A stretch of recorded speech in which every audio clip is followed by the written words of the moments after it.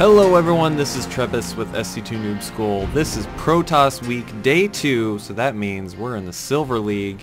And today we're going to be looking at two replays. This replay in particular I wanted to point out because there's one really nice lesson to learn from this, which we will see in just a second. First replay is going to just be for this one kind of strategic thought that you should just have in your brain in terms of strategy, and then the next replay we're going to look a little more in depth at getting into the nitty-gritty of a build and really analyzing the beginning of the Protoss build.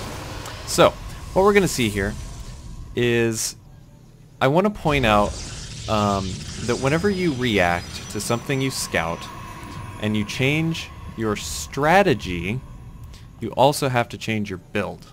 Your strategy and your build are not the same thing at all. Your strategy has more to do with what your long-term plan is, and then your build is the steps that will get you to that place. Okay?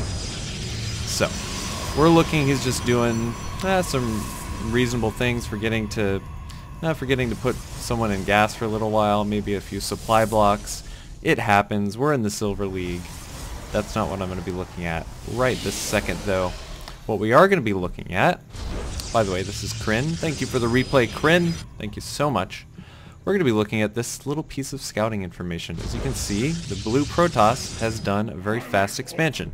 So, okay, now our buddy Kryn here, now he knows that the Protoss player did something pretty unusual, and he got a really fast expansion. So, what is the decision here? The decision here is I'm either going to pressure him and punish him for this expansion, or I'm going to take an expansion myself. That's pretty much the two options I could see here. Whether that pressure is with just a bunch of warp gates and a bunch of units, or maybe it could be, I don't know, some like tech rush of proxy void rays or something would be pretty sweet, but either way, you're gonna react in one way. So we're gonna see how Kryn reacts here. Kryn, what are you gonna do? Kryn says, I'm gonna expand too. So Kryn expands, and then this is where the difference between his strategy and his build get very misaligned, okay? So his strategy now is, okay, I'm just gonna take my expansion too. Hopefully I can even out with Tunska, who took that very early expansion, and we can just play a slightly later game, right? Okay, here's the problem that happens, is we're on one warp gate, we have a fully saturated base, we have both assimilators down, and we're expanding, and there's just not going to be enough money, there's not going to be enough minerals to support all the probes you're going to want to make, and there's going to be too much gas for the amount of tech that you actually have with this build. So you're going to see the amount of gas and the amount of minerals get way misaligned. And then also the problem here is that Kryn, in anticipation of this nexus going up, should be trying to build a lot more probes so that he can transfer them, and that's just not what's happening. You can see the chrono boost is building up here, chrono boosting the warp gate instead of probes, which the warp gate's just not going to help us at all right now, adding on some gateways instead of getting more probes out. And at the same time, the gas is just building up because we have no production to spend the gas, we have no tech to spend the gas. We got a robotics facility, but that's not going to spend 2 simulators worth of gas. And when the expansion finally does come up, you can see we've just got barely enough money to get probes out of both of the Nexus, kind of using our chrono boost, not to its full potential, and we definitely don't have enough money to support all 4 of these warp gates, much less this robotics facility, as well as 2 more gateways. There's just not the money for it, especially when we should be chrono boosting probes right now. So this weird thing happens. You can see how upside down he is on minerals and gas because of not changing the build when his strategy changed. Okay, so that's all I want to talk about with this replay. We're going to go on to a second one and go a little more in depth into the beginning of a build. Alright, so here we are in a Protoss vs. Protoss. This is Knight right here. Thank you, Knight, for sending me this replay. versus you will lose. You will lose. And in this case, you know what? He's right. Alright, so we're going to look at the very nitty-gritty of this build, and here's all we're going to have in mind. We want to constantly make probes, and we want to not get supply blocked, and we want to have a nice balance of minerals and gas, and we want to have not useless buildings. General goals that will lead us towards good macro, and we're going to just look at those things and how they happen. Basically, in the beginning, what I'm going to be talking about is having a plan for every single mineral that you mine. Okay, first plan was to build this pylon as soon as we had that 100 minerals. It was down at a nice timing. As soon as we get this next 50 minerals, bam, we got another probe coming out. We're doing awesome, okay? What's our plan for our next minerals? Oh, we're going to chrono boost 2 probes out. Perfect, perfect. It's a great plan. We have everything planned out, but oh no. Here's the first flaw. We missed our second probe that was going to happen on that chrono boost, and instead we built a gateway. Yes, we did a good job of keeping our money low. Our money's at 20, but we're building a gateway at 11, and we're missing probe production, which you should basically never do at the start of the game. So we're going to start another probe right here, but as you can see, that was a bit of a waste of chrono boost. Okay, now here's the next part, where I'm looking at the resources and I'm like, oh, where are the resources going?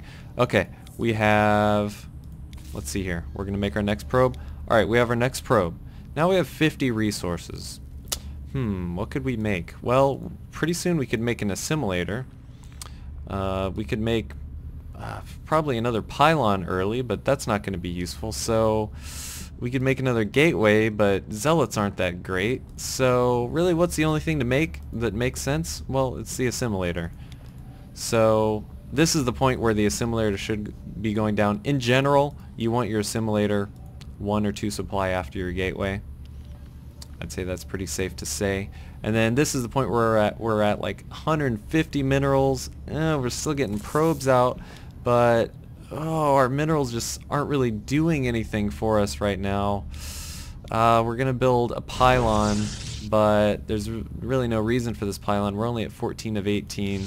We're not going to be supply blocked really soon, so that pylon's kind of unnecessary. Now here we're going to get the assimilator. But what's going to happen here? We're going to have a second where if we continue our probe production, there should be a probe coming out. And we weren't going to be able to make the cybernetics core. Now we have enough to, we have the gateway up, so we have the money to make the cybernetics core, but it was about maybe 5 or 10 seconds late. So that's going to delay your stalkers, so that's never good. And as you can see, we're just now getting to 17 supply. This pylon is not even useful to us yet. Pylon should come down before the cybernetics core, but not that early. So what are we going to see here? We're going to see adding on another gateway because we don't know what to do. So we're just adding on a gateway. Missing more probes. More probes, more probes.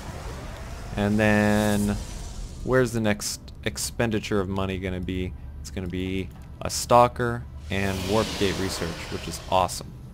It's a great place to put your money, and you'll notice a really nice thing happened right there. Let's look at it. As soon as we built this stalker and got the warp gate research, we had 0 gas. Bravo, Knight. That is what you want it to look like. But we're gonna see some things happen that kind of misalign these goals once again. So now that we have some buildings up, we're still watching the Nexus to see if probes are going in. Now we're going to see how many worthless buildings we have. How many buildings we have that aren't doing anything. Okay, so we got 1, 2 gateways that aren't doing anything. And now we have a Nexus that isn't doing anything. All this time where the buildings are not being useful to us really adds up.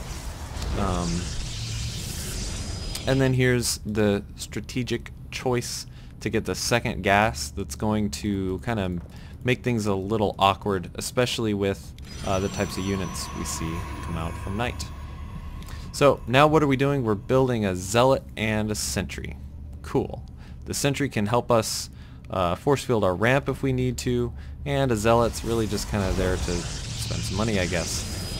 Kind of high on the minerals again because we're not making probes constantly, so another gateway's going down. So now we're on 4 gateways, and that's a lot to spend on a tier 1 production building. That's, you know, basically the equivalent of a Terran building 4 barracks, roughly. And so basically that means if you're spending that much on just low tech infrastructure, you should be making some kind of attack. But it's not coming because the alignment of the resources just isn't right to do that. So now we're gonna have a lot of gas. We have like 200 gas. We're making zealots. So really that gas isn't helping us. Why did we get this assimilator? I don't know. That assimilator could have been an earlier gateway. It could have been more probes. It could have been a chrono boost on some more units. The assimilator's really not doing anything for us right now. Maybe if we had built sentries out of here, it could be a little more forgivable. But if you're gonna just build zealots, then why have the gas? At this point we've got almost 300 gas before the robotics facility comes down, and just now the warp gate is finished. And this should be when some kind of attack is going. Okay? You made your big investment on the warp gates, which means you weren't spending money on probes, you weren't spending money on tech. There should be an attack coming because of these 4 gateways. But there really isn't because of the lack of focus in the build order. The build order just kind of meanders. It gets a unit out here or there. It gets some probes here or there. We just kind of randomly get our gas, and then we just kind of start making some units. You can see we still are building up quite a bit of gas, 250 gas, and now the idea is to go out and attack. At this point we're on 4 gateways and a robotics facility.